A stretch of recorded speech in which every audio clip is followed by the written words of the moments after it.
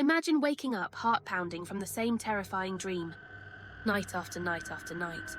What if your subconscious is trying to tell you something? Or worse, what if something else is at play? We're diving deep into the chilling world of recurring nightmares and the unsettling reasons you might be trapped in a loop of fear.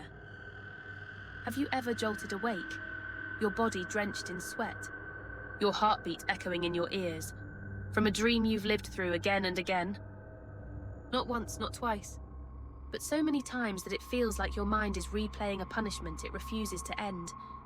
Maybe it's the thing lurking in the closet. Maybe it's the bridge that crumbles beneath your feet. Or maybe it's something far more personal, something only you would fear. Tonight, we're stepping into the dark corridors of the mind, where recurring nightmares trap us in endless loops of terror. And what if I told you that you could enter these nightmares on purpose? That through a practice called conscious dream incubation, you might not only face the monster, but finally rewrite the dream itself. Because sometimes the only way out is back through the dream. Recurring nightmares are rarely meaningless.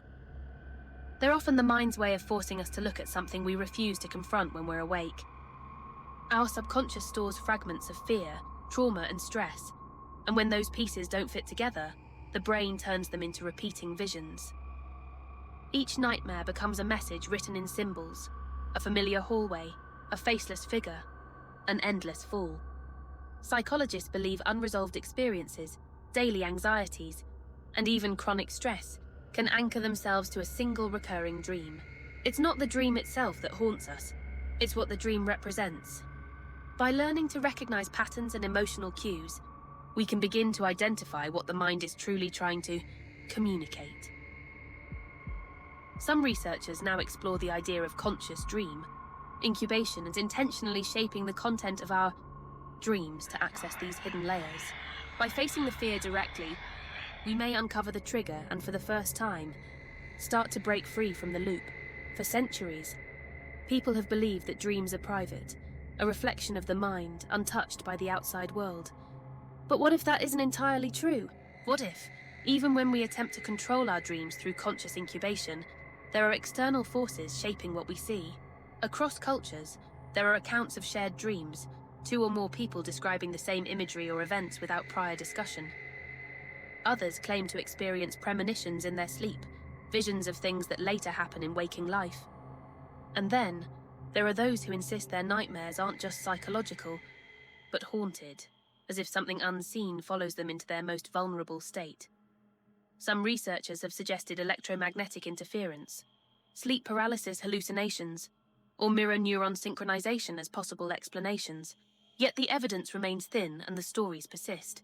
If even part of these accounts are true, it raises a chilling question. Could dream incubation, the deliberate attempt to enter and shape our dreams, also make us more open to external influence? In this segment, we'll look at the border between psychology and the paranormal, the place where science ends and speculation begins. Because if dreams are not just dreams, then exploring them might reveal something much larger and far more disturbing. Escaping a recurring nightmare isn't about forcing the dream to stop. It's about understanding its structure, then learning how to alter it from within. For those already practicing conscious dream incubation, this process can evolve into something more deliberate, a method for reclaiming control. Lucid dreaming techniques form the foundation. By training yourself to recognize dream signs, repeating elements that signal you're asleep, you gain awareness inside the dream. Once that awareness forms, the nightmare loses its dominance. Some people choose to confront the threat directly. Others change the dream's setting or narrative. Over time, the recurring fear weakens, replaced by a growing sense of mastery. Therapeutic methods, such as imagery rehearsal therapy, pair well with dream incubation. Before sleep, you intentionally visualize the nightmare's sequence, but rewrite its ending into something safe or empowering. This primes the mind to choose the revised version once the dream begins. It's a simple but effective way of teaching your subconscious a new pattern. And sometimes, progress starts with something even smaller. Maintaining consistent sleep routines, limiting stimulants, and creating a calm pre-sleep environment can all improve dream quality. These small acts may seem mundane, yet they prepare the brain for deeper, more stable dream incubation, and ultimately, freedom from the nightmare loop. In the end, recurring nightmares are more than just fragments of fear. They're a mirror held up to the hidden corners of our mind. Each repetition, each familiar setting, is a coded message from the subconscious, waiting to be understood. Through the practice of conscious dream incubation, these messages become clearer.